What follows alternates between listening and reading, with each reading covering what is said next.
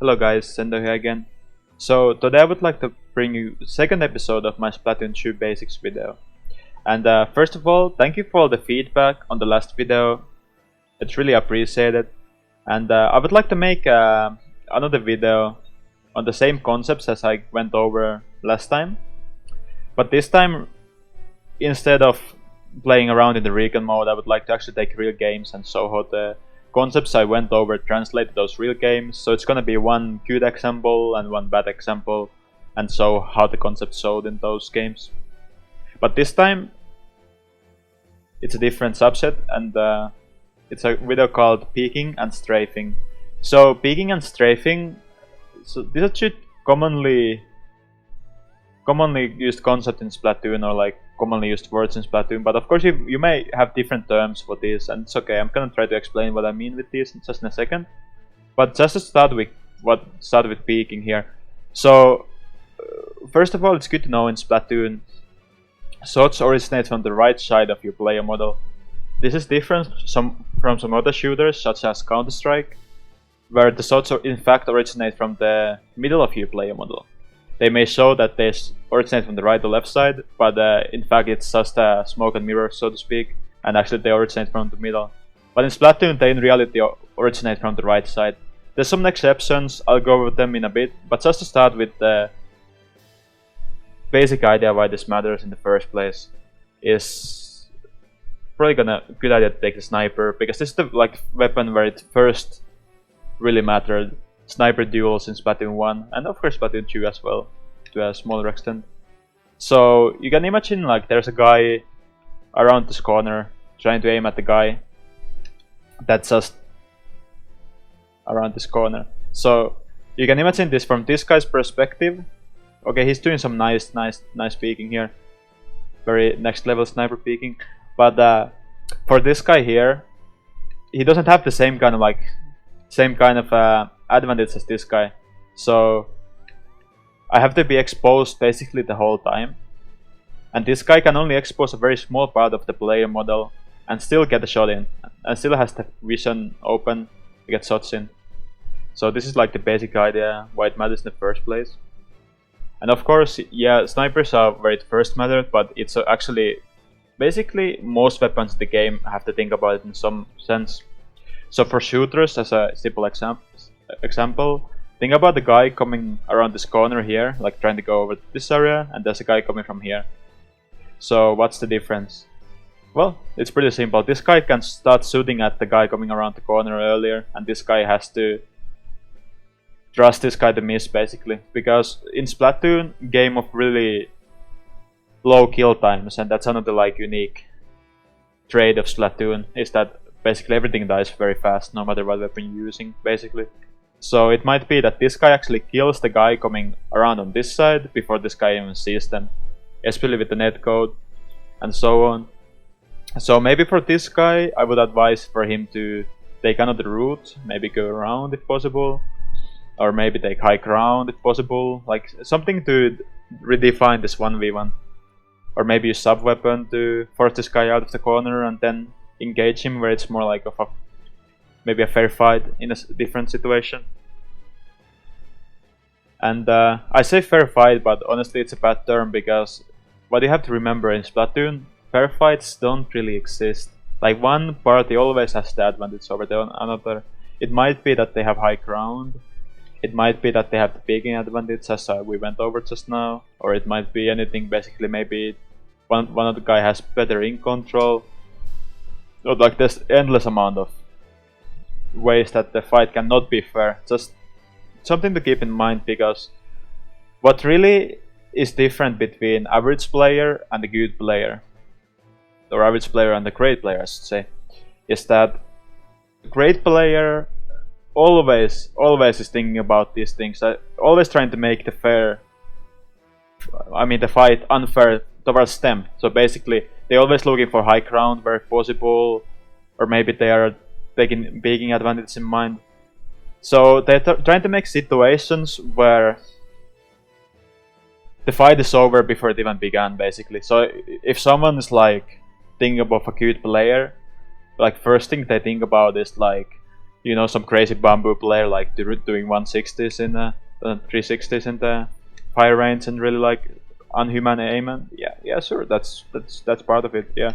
But I'd say like even bigger part is, and why some player constantly manages to win, is the sort of a game sense that puts them in the good positions constantly, and this is something I think everyone could improve. I know I have a lot to improve in this sense, and yeah, just another concept to keep in mind. And I mentioned the exceptions to peaking advantage. I just go over them quickly. So with something like roller, it doesn't have the same kind of thing as shooters and blasters and so on and so on, where the shots originate from the right side. Instead, they kind of like originate from the middle, and it's kind of like this wide hitbox. So yeah, I guess you can peek, like if you want to call this peeking, like it's just not gonna be a very like huge damage maybe, because like rollers are always trying to, you know, hit the enemy dead center. So yeah, it's kind of there, but it's a bit different concept, and it's same for dualies. Dualies being weapons where the shots originate from left and right, alternating, like first right gun then left gun and so on and so on. So in theory you can also left side peek with these weapons, which make them unique. And yeah, this is definitely something to keep in mind. Just again, like with dualies, the low kill time is dependent on getting hit with both guns at the same time. So if you only have one guy shooting at the enemy, it's not gonna be the same as, you know, shooter peeking.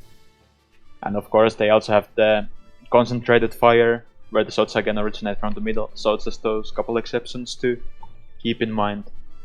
So just to go over to strafing next. So strafing, what is strafing? Strafing is basically movement you do in order to avoid enemy fire. So there's different kinds of strafing. You know, the most obvious one is when you hold down your fire button, you can kind of like strafe in this, like, you know, kid form, like kind of normal strafing. Then there's of course the kind of strafing where you go to squid form, like you know, I shoot at this guy, oh I miss, I'm bad, like yeah. And there you go to see the jump strafing, which is like a third kind of strafing, where you jump in there and then you can try to make enemy miss that way. And I would like to say fourth kind of strafing, which is sub strafing. And for sub strafing, I'm gonna include video, a link to Dude's video where he went over how to exactly do this. But basically, like the simple version is that you swim one way, you enable like you press R button real quickly, then you can like cancel the momentum is basically what you're doing, because if you like swim and then go back, it's really slow because you have to first go to stop and then start going the other direction. But if you press R button, like puts you to stop like at once, so you can do like really fast, like this kind of like strafing, compared to if I do it the same in squid form. It's not exactly the same, but yeah, I'm gonna put the link to the video. And to talk about the strafing a bit, like some people I see doing is they stack a lot of run speed for shooters, for example. Personally, I don't really understand this, and even some reasoning I've heard in past has been, you know, it makes it harder for enemies to hit you, because, you know, you're faster, you're running faster when you're shooting. And yeah, sure, but okay, let me show you just really quick. Okay, so this guy has no run speed and this guy has a bit run speed. Well, is it really that much harder to hit this guy than this guy? I mean, I don't personally really think so, but maybe someone disagrees. For me, run speed is mostly that you can like ink more efficiently rather than, you know, just, you know, directly related to strafing. So what is good strafing then? I'd say good strafing is the kind of strafing that like combines multiple different things and tries to make you as unpredictable to the enemy as possible. Because again, the difference between average player and the good player is that the good player is good at predicting. He's always trying to figure out what you're gonna do next. So strafing, you're of course trying to, whatever kind of movement you can do to make yourself unpredictable. So it might be combining, you know, it might be combining this, going to squid form in a while, jump around. And these situations where you can strafe for a long time are actually quite rare. Like most fights in the game end before any kind of strafing takes in place. Again, thanks to the like low kill times. But there are some lengthier 1v1s sometimes as well, of course. And in these situations, I'd advise you to combine many different things. So once again, like normal strafing, you just walk around. Probably the worst form of thing you could do. This like the level 1 turf war style.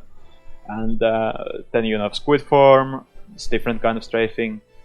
Jump strafing, where you just jump mid-air, and sub strafing lastly. So combining different elements and kind of like this way trying to make yourself unpredictable. So I think that's about what I want to say about peeking and strafing. Hope you guys liked the video, and leave me a comment again if you have anything to ask or suggest. I'm reading them all. And yeah, that's about it. Thanks for watching, and see you next time.